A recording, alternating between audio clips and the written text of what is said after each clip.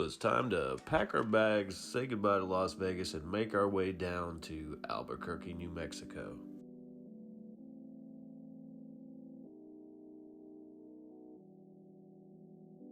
Once we left out of Las Vegas, it wasn't far to the state line of Arizona. We passed over the Colorado River, and the Hoover Dam was to our left. We went by Lake Mead on the way out of Nevada. It was a gorgeous day. You couldn't have asked for better weather leaving out.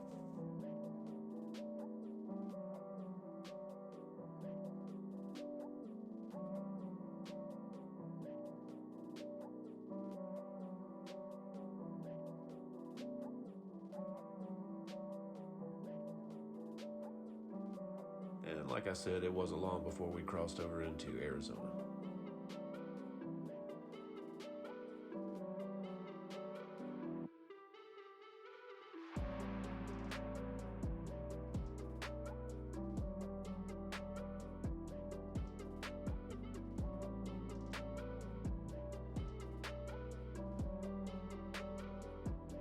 I always wanted to make sure we had plenty of gas, so we stopped off at the last stop in White Hills, Arizona to gas up before we got further down the road.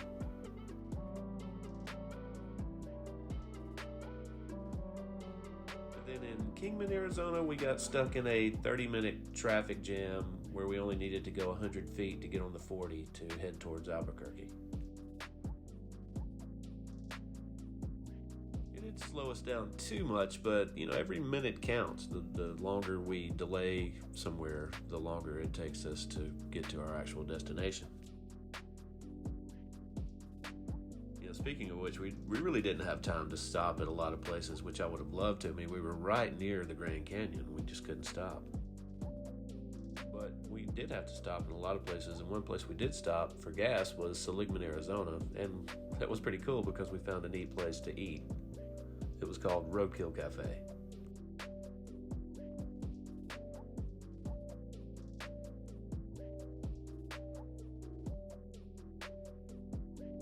Another thing I found interesting is what I didn't know at the time was that a lot of places along Route 66 was an influence for the movie Cars, in which you could see some of the influence when you looked around. Of course, we didn't go to all the places along Route 66 that influenced the movie, but we were in one of the areas in which that counted.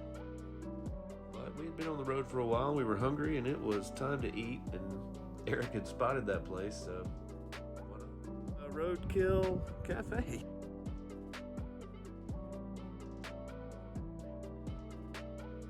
So we are in Seligman, Arizona, I think. It's along Route 66. We've been on the road for a little while since we left Las Vegas this morning, and we left a little late because we had a late night.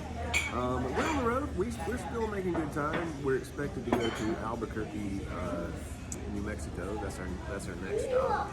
But we're at this place. It's called Roadkill Cafe, and it's awesome. I got myself a pastrami burger, and I keep wanting to look over here. But I got myself a pastrami burger, and here it is. That thing was gigantic. Yeah. It was good. So you see that guy over there in the back? That's a statue. But I'm a little tired, but yeah, we're going to make it. So yeah. Blah, blah, blah. Next stop, New Mexico. So fatigue is obviously starting to set in. It's been a long drive so far. And when you had a long night the night before and didn't really have but 5 hours of sleep, it takes a toll. With all the altitude changes, the closer we get to Flagstaff, Albuquerque, the elevation changes, and obviously the temperature changed. You went to areas that had snow and areas that didn't have snow. But each landscape change was beautiful nonetheless.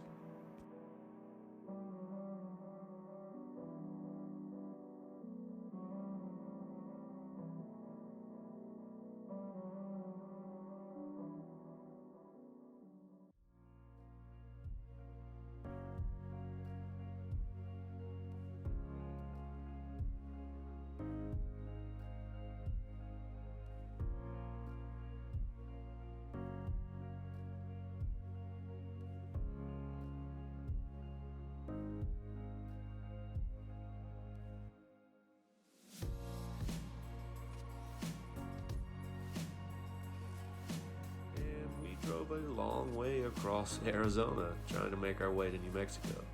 We finally got some hope where we saw the sign above that said New Mexico state line was only 44 miles away. The sun was starting to set, so we knew it was going to be dark by the time we reached Albuquerque.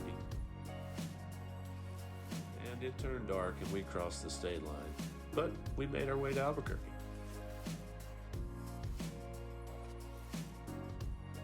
I don't know if I've ever been so glad to see a city. All the elevation changes were messing with my eardrums. The temperature was 42 degrees. It was cold. It was late.